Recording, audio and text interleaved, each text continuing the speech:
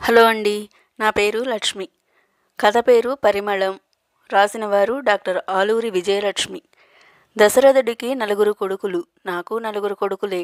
అంటే నాకు అదనంగా మరో 8 చేతులు కలిశాయన్నమాట. అబ్బో! కాయకష్టంతో పొలం పనులు చేసుకుంటే బంగారు పంటలు పండించవచ్చు అని తెగ మురిసిపోయాడు ఆ కన్న తండ్రి. కొడుకులతో కలిసి పంట చేలల్లో ఒళ్ళు వంచి కష్టపడ్డాడు. మరి ఆ తండ్రి కన్న కలలు ఫలించాయా? లేక ఆ కుటుంబం తలోదారి పట్టి తీరంలేని గమ్యాలకు కొట్టుకుపోయిందా? ధూపదీపాల పరిమళం, రేకులు విప్పుతున్న మల్లెమొగ్గల సుగంధం, కొలనుపై నుంచి తేలివచ్చిన చిరుగాలితో కలిసి శివాలయం ఆవరణంతా పరివ్యాప్తం చెందింది. శివస్తుతి, మంత్రోచ్చారణల లయబద్ధమైన శబ్దం స్థానంలో నిశ్శబ్దం ఆవరించింది. గుడిగుమ్మం పైన ప్రమిద వెలుగు మందగిస్తోంది. మోచేయి తల కింద పెట్టుకుని పక్కకు ఒత్తిగిలి పడుకున్న రాజేశ్వరి పైట చెంగు నోటికి అడ్డు పెట్టుకుని రోదిస్తుంది. మెల్లగా మొదలైన ఆమె ఏడుపు సన్నటి శబ్దంతో వెక్కిళ్లుగా మారి డొక్కలు పైకి లేస్తున్నాయి. తల్లి నడుము మీద చెయ్యేసి నిద్రిస్తున్న గౌరికి మెలకువ వచ్చింది. తమకు కాస్త అవతల నిద్రపోతున్న వారు నిద్రలేచారేమోనని కంగారుగా వాళ్ల వంక చూసింది గౌరి. వారు గాఢ నిద్రలో ఉండడం గమనించి స్థిమితపడింది.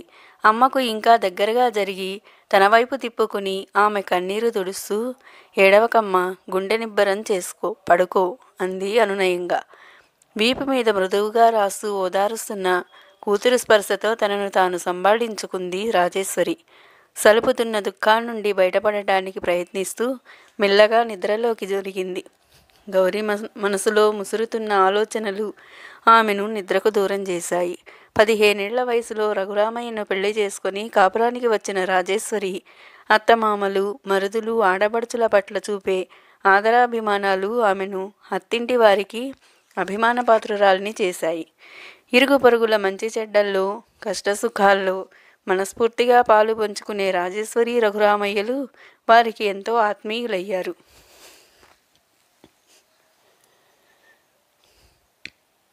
రాజేశ్వరి భర్తతో పాటు తను కూడా వెళ్ళి పొలం పని చేసేది.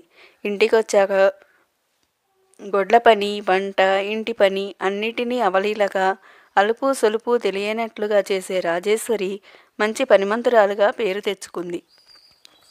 మొదటి 2 పురుళ్లకు మాత్రమే పుట్టింటికి వెళ్ళింది రాజేశ్వరి. తర్వాత 3 పురుళ్ళు ఊళ్ళోనే మంత్రసాని పోసింది. 9 మగపిల్లల తర్వాత పుట్టింది గౌరి. దశరథ మహారాజుకులాగా తమకు 9 కొడుకులని రాజేశ్వరి, రఘురామయ్య మురిసిపోయేవారు. 9 కొడుకులంటే 8 చేతులు, 4 రెట్లు ఆర్జన అన్న ఆలోచన వారిని ఉత్తేజపరిచేది. కొడుకులు వ్యవసాయంలో కుదురుకుని తమకు చేదోడు వాదోడుగా ఉంటారని ఆశపడ్డారు. అందుకే పెద్దగా వాళ్ళు చదువు సంధ్యల మీద శ్రద్ధ పెట్టలేదు. చిన్నప్పటి నుంచి పొలాలు, చెట్లు, పూల మొక్కల మధ్య స్వేచ్ఛగా తిరుగుతూ, నవ్వుతూ, తుళ్ళుతూ, స్నేహితురాళ్లతో గలగలా మాట్లాడుతూ గౌరీ దూకే జలపాతంలాగా ఉండేది. కొత్తగా హైస్కూల్కి వచ్చిన తెలుగు టీచర్ పాటలు పాడటం నేర్పుతున్నారని విని ఎప్పుడూ ఏదో ఒక కునిరాగం తీసే గౌరీ ఆమె శిష్యరికంలో చెవులకింపుగా పాటలు పాడటం నేర్చుకుంది. రజస్వల అయ్యాక 8వ తరగతి చదువుతున్న గౌరిని చదువు మానిపించి ఇంటి పనిపాట్లు నేర్పించింది రాజేశ్వరి. చదువు మీద ప్రత్యేకమైన ఆసక్తి లేని గౌరి చదువు మాన్పించినందుకు బాధపడలేదు. వయసు తెచ్చిన వంపుసొంపులతో పూచిన తంగేడులాగా ముచ్చటగా ఉండే గౌరి చురుగ్గా తిరుగుతూ అన్ని పనులు చకచకా చక్కబెట్టడం నేర్చుకుంది. పక్క ఊరి వెంకట్రామయ్య గారి కొడుకు భాస్కరం గౌరి మీద మనసు పడి పెళ్లి చేసుకుంటానంటే వాళ్ళంతటా వాళ్ళు అడిగారు కదా, పిల్లను అపురూపంగా చూసుకుంటారు. దగ్గర ఊళ్ళో కూతవేటు దూరంలోనే ఉంటుంది. పాడి పంటలతో కళకళలాడే ఇంట్లో పిల్ల నిశ్చింతగా బతుకుతుందనే ఆశపడ్డారు. వాళ్లతో తూగలేకపోయినప్పటికీ ఘనంగా పెళ్లి చేశారు. పరవళ్లు తొక్కే పాట పల్లకి ఎక్కి పక్కూరికి తరలి వెళ్ళింది. తమ పొలానికి తోడు మరో 15 ఎకరాలు కౌలుకి తీసుకున్న రఘురామయ్య ఉత్సాహంగా కొడుకుల్ని వ్యవసాయంలోకి దించాడు.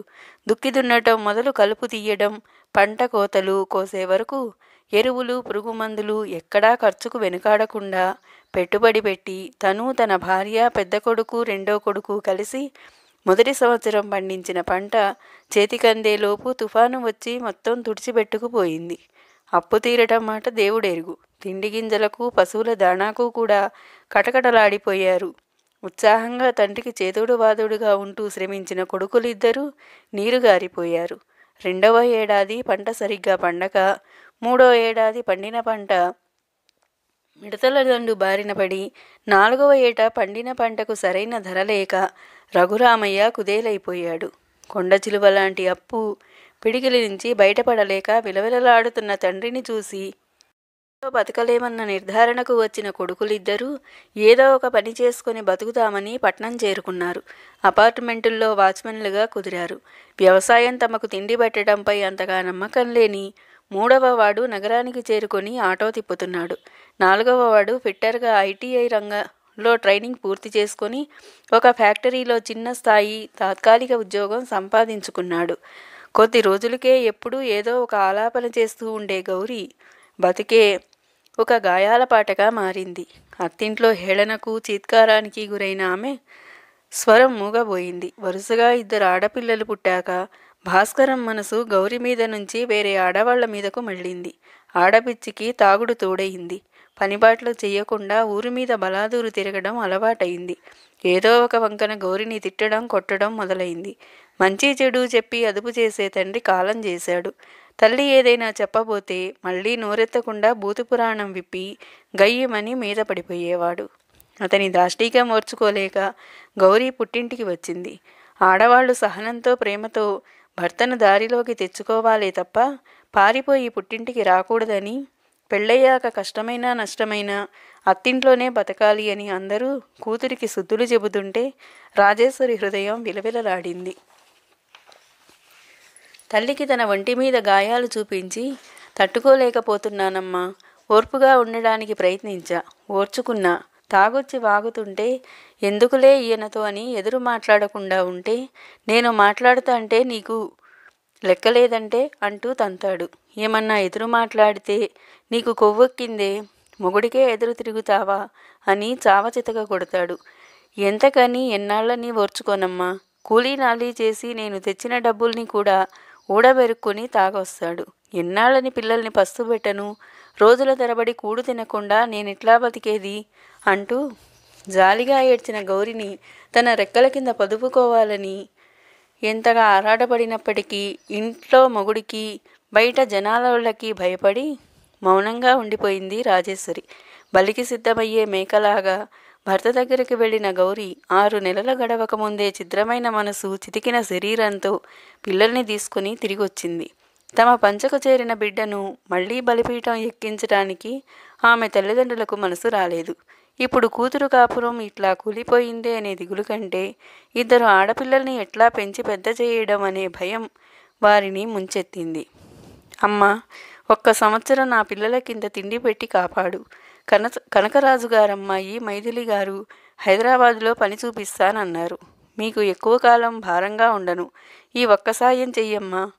తమ అసహాయ స్థితిని గమనించి దీనంగా ప్రాధేయపడుతున్న కూతుర్ని అక్కున చేర్చుకుని, దీని బతికిట్లా అయిపోయిందేమిటిరా దేవుడా అని బలబలా ఏడ్చింది రాజేశ్వరి.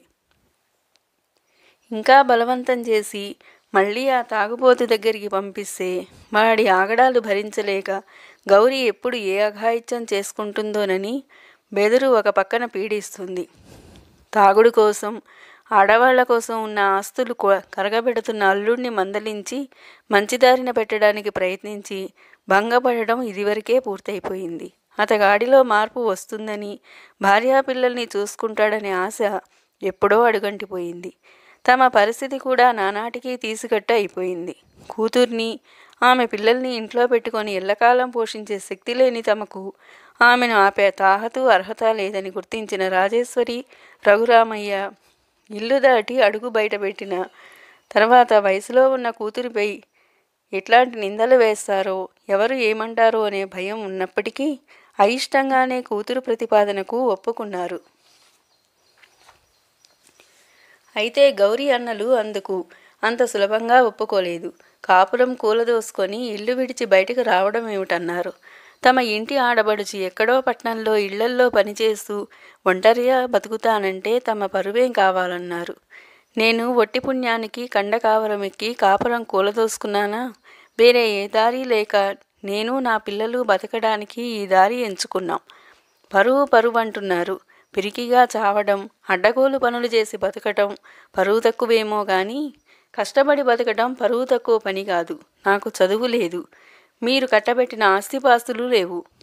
అయినా నా రెక్కల మీద నాకు నమ్మకం ఉంది. నా రెక్కల కష్టంతో నేను బతుకుతాను, నా పిల్లల్ని బతికించుకుంటాను రోషంగా అంది గౌరి.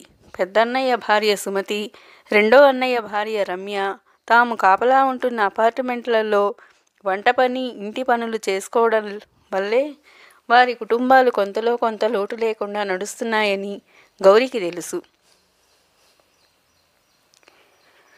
వారు వేరే వాళ్ళ ఇళ్లల్లో పనిచేస్తే పోని పరువు తాను పనిచేస్తే ఎలా పోతుందో గౌరికి అర్థం కాలేదు.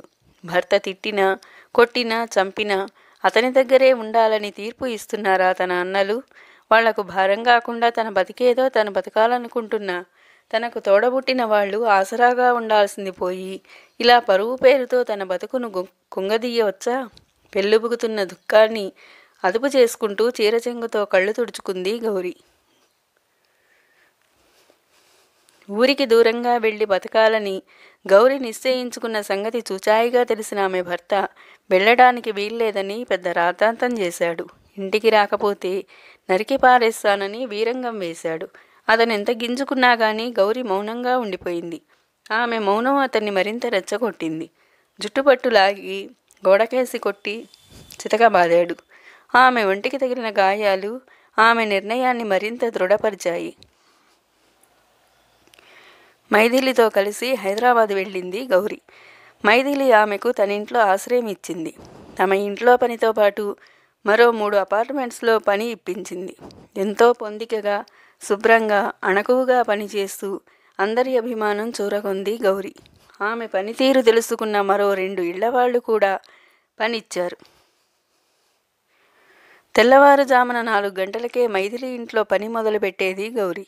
చీకటి పడేదాకా ఎక్కడో ఒకచోట పనిచేస్తూనే ఉండేది. తినే సమయానికి ఏ ఇంట్లో పనిచేస్తుంటే ఆ ఇంటివారు ఆదరించి భోజనం పెట్టేవారు. తనకో దారి చూపిన మైథిలి పట్ల ఎంతో కృతజ్ఞతతో ఆమెకు అన్ని పనులు చేసి పెట్టేది గౌరి.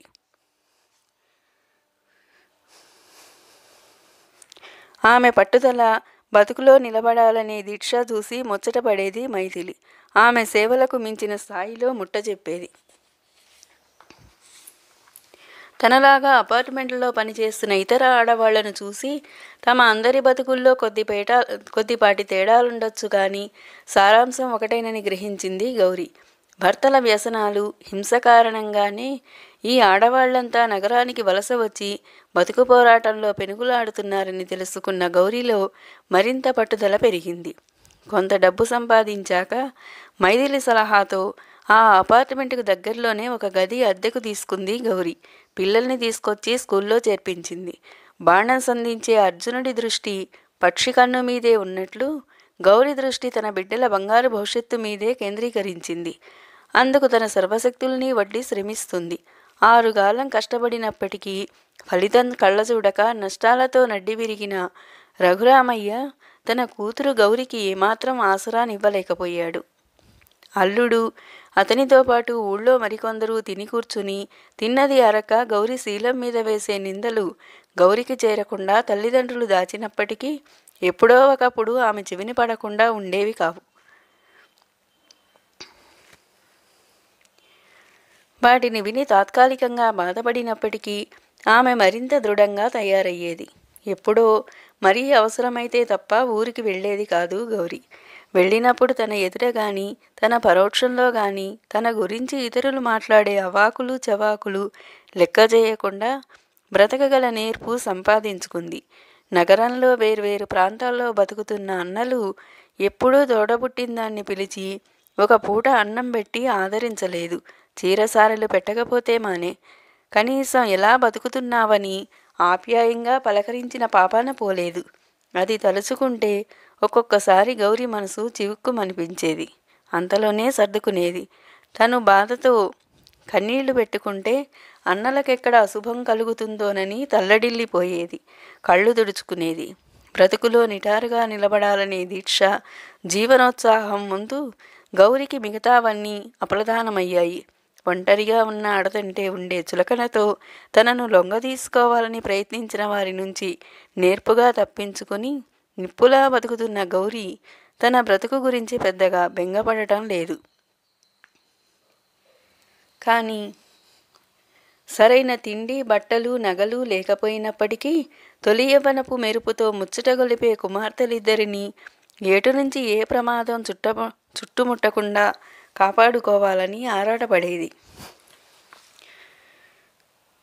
పిల్లల్ని కుదురుగా ఉండనివ్వని అనేక ఆకర్షణలు, చెడిపోవడానికి బోలెడు దారులున్న ఈ నగరంలో ఎదుగుతున్న తన కూతుళ్ళిద్దరూ ఎలాంటి వాళ్లతో సావాసాలు చేస్తారో, ఎటువంటి ఆకర్షణలకు లొంగిపోతారో, చదువు సంధ్యలు మానేసి ఎక్కడ పక్కదారులు బట్టి బతుకు బుగ్గిపాలు చేసుకుంటారోనని బెంగటిల్లిపోయేది.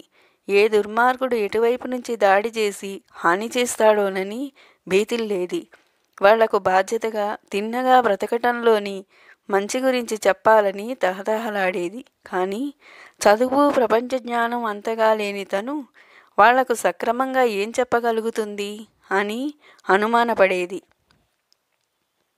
తన బిడ్డలు నలుగురిలోనూ మర్యాదగా అందరి మెప్పు పొందేలా బ్రతికే అవకాశం కోసం తను పడుతున్న ఈ కష్టం ఫలిస్తుందో లేదో అని ఆదుర్దాపడేది. పెద్ద కూతురు రేణుక తల్లి లక్ష్యాన్ని అర్థం చేసుకొని శ్రద్ధగా చదువుకోవటమే కాక పొద్దున్న సాయంకాలం ట్యూషన్లు చెప్తూ కొంత సంపాదిస్తుంది. చిన్నపిల్ల మీనాకు అలంకరణ మీద మోజు, సినిమా హీరోయిన్లలాగా అందంగా తయారవ్వాలనే తహతహ. ఖరీదైన జీవితం పట్ల తన రెండో కూతురుకున్న ఆకర్షణ గౌరికి భయం కలిగించేది. తళుకుల ప్రపంచపు పాకుడు రాళ్లపై మీనా బతుకు జారిపోతుందేమోనని ఆదుర్దాపడేది. గౌరవంగా రాజమార్గంలో బ్రతకడానికి మెరుగైన సాధనం చదువేనని పదే పదే కూతురికి నచ్చచెప్పేది.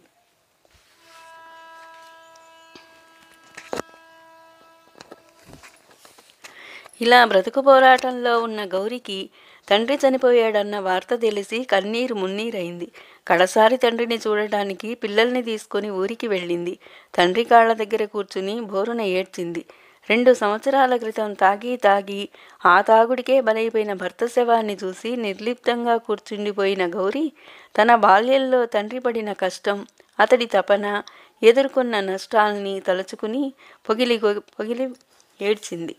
దాదాపుగా 50 ఏళ్లు నాన్నతో కలిసి కష్టసుఖాలు పంచుకుని బతికిన తల్లి ఒంటరి పక్షిలా విలవిలలాడుతుంటే ఆమెను కౌగిలించుకుని ఓదారుస్తూ తన జీవితాన్ని తడిమి చూసుకుంది గౌరి. ధారాపాతంగా కారుతున్న కన్నీటిని అదుపు చేసుకుంది. ఏ ఆసరా లేని తనకు నాన్న ఉన్నాడన్న భరోసా కూడా లేకుండా పోయిందని బెంగపడింది. తండ్రి దహన సంస్కారం ముగియగానే అన్నలందరూ 10వ రోజు దినం అయ్యేదాకా ఆగలేదు. యజమానులు సెలవులు ఇవ్వరంటూ పెద్ద కర్మ రోజుకు మళ్ళీ వస్తామని చెప్పి భార్యాపిల్లల్ని తీసుకుని వెళ్ళిపోయారు. కోడళ్లనైనా ఉంచి వెళ్ళమని అడిగింది రాజేశ్వరి. పిల్లలకి కష్టమవుతుందంటూ వాళ్ళలా వెళ్ళిపోవడం చూసి నిర్ఘాంతపోయింది గౌరి. తను పనిచేస్తున్న ఇళ్లలో 2 కుటుంబాల వాళ్ళు వృద్ధులే. వాళ్ళ కోసమైనా తను వెళ్ళి మళ్ళీ వద్దామని అనుకుంది. కానీ ఇప్పుడెలా ఆలోచనలో పడింది. గౌరి తల్లిదండ్రుల దగ్గర బంధువుల్లో చాలామంది కాలం చేశారు. తల్లికి తనే తోడుగా ఉండాలని నిశ్చయించుకుంది గౌరి. ఆ 2 ఇళ్ల వాళ్ళకి పనులు చేసి పెట్టి కాలేజీకి వెళ్ళమని చెప్పి కూతుళ్లను పంపేసి తను అమ్మకు తోడుగా ఉండిపోయింది. ఇన్నేళ్ల బ్రతుకులో డబ్బు సంపాదించలేకపోయినప్పటికీ ఊళ్ళో వాళ్ల గౌరవం, బంధువుల అభిమానం పొందిన తన తండ్రి పెద్ద కర్మను ఏ లోటో లేకుండా చేస్తే బావుండునని అనుకుంది గౌరి. అదే మాట అన్నలకు ఫోన్ చేసి చెప్పింది. వాళ్ళు అంటీ ముట్టనట్లు జవాబిచ్చారు. వాళ్ళ వైఖరి ఏదో తూతూ మంత్రంగా తక్కువ ఖర్చుతో కానిచ్చేద్దామన్నట్లు ఉండటంతో నొచ్చుకుంది గౌరి. తన తల్లి అభిప్రాయం కూడా అడిగి తను రంగంలోకి దిగింది. అందరి అవసరాలకు ఖర్చు కాగా మిగిలిన ఎకరం పొలం సంవత్సరం క్రితమే అమ్మేశారు. అమ్మా నాన్నలకు 1,50,000 ఉంచారు. మిగతాది 4 కొడుకులు పంచుకుని పట్టుకుపోయారు. గౌరికి కూడా వాటా ఇవ్వాలని తల్లిదండ్రులు ఎంత పోరాడినా వాళ్ళు పడనివ్వలేదు.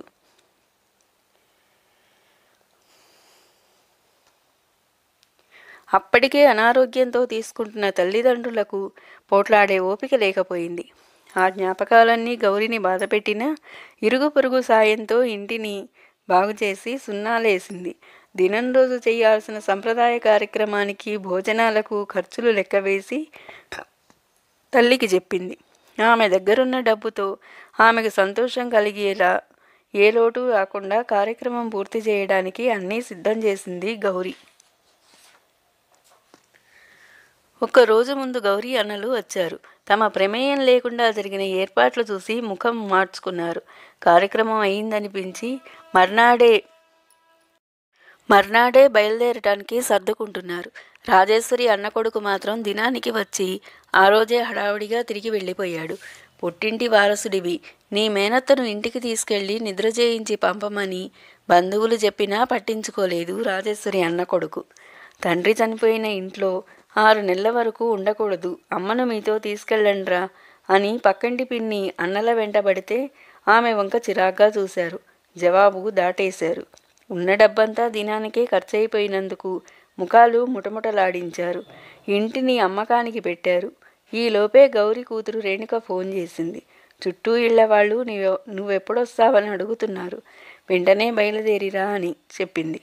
ఇక్కడ తల్లి భవిష్యత్తు ఏమిటో అన్నలు తేల్చి చెప్పకపోవడంతో గౌరీ గుంజాటన పడిపోతుంది. శోకదేవతలా ఓ మూల కూర్చున్న తల్లిని చూస్తుంటే గౌరీ మనసు నీరైపోతుంది. కానీ తను వెళ్ళక తప్పదు. పొద్దుపోకముందే బయలుదేరాలి. ఎలా అని గౌరీ ఒకవైపు మదన పడుతూనే కన్నతల్లిని ఒంటరిగా వదిలేసిపోయేంత కసాయి వాళ్ళు కాదులే అన్నలు అని మరోవైపు మనసుకు సర్ది చెప్పుకుంటూ బయలుదేరింది గౌరీ. బస్సు కోసం ఎదురు చూస్తున్న గౌరీ మనసులో అలజడి. అమ్మను ఒకవేళ అన్నలు తీసుకెళ్ళకపోతే దిక్కులేక తన తల్లి ఎంత క్షోభపడుతుందో. చేతిలో చిల్లి గవ్వ కూడా లేని అమ్మ ఎలా బ్రతుకుతుంది? పోనీ అమ్మను తను తీసుకెళ్తే శివాలయంలో అమ్మతో నిద్ర చేయిస్తే ఏ కీడు జరగదన్న పంతులు గారి మాట గుర్తుకొచ్చింది. కానీ తన దగ్గర ఉండడానికి అమ్మ ఒప్పుకుంటుందా? తండ్రి, తర్వాత భర్త, ఆ తర్వాత కొడుకులు అని నమ్మే తన తల్లి తన ఇంటికి వస్తుందా? దశరథ మహారాజులాగా నాకు 4 కొడుకులు అని తెగ మురిసిపోయిన అమ్మ తన ఇంటికి వస్తుందా? 4 కొడుకులకు చిన్నతనమవుతుందేమోననే భయంతో తన వెంట రాననదు కదా. బడ్డీగుట్టు దగ్గర బెంచి మీద కూర్చుని బస్సు కోసం ఎదురు చూస్తున్న గౌరీ చివ్వున లేచి బ్యాగ్ తీసుకొని తల్లి దగ్గరకు బయలుదేరింది. ఆటోల్లో వెళ్ళిపోతున్న అన్నలు ఆమె చూపుల్ని తప్పించుకున్నారు. దుఃఖంతో కుమిలిపోతున్న తల్లిని సముదాయించింది. నేను బ్రతికున్నన్నాళ్ళు నా పిల్లలతో పాటు నిన్ను నేను సాకుతానమ్మా, నాతో రామ్మ, కాదనకు అంటూ తల్లి ఒళ్ళో తలపెట్టి ఏడుస్తూ ప్రాధేయపడింది గౌరీ. వెక్కిళ్ళు పెడుతూనే కూతురు తలను ప్రేమగా నిమిరింది రాజేశ్వరి. అప్పుడే రాలిపడిన పారిజాతాల పరిమళం గౌరిని ఆలోచనల నుంచి బయటపడేశాయి. అప్పుడే తెల్లవారుతుంది. శివాలయ ద్వారం తెరుచుకుంది. మీకు నచ్చినట్లయితే లైక్ చేయండి, షేర్ చేయండి, అలాగే సబ్స్క్రైబ్ చేయండి. Thank you all.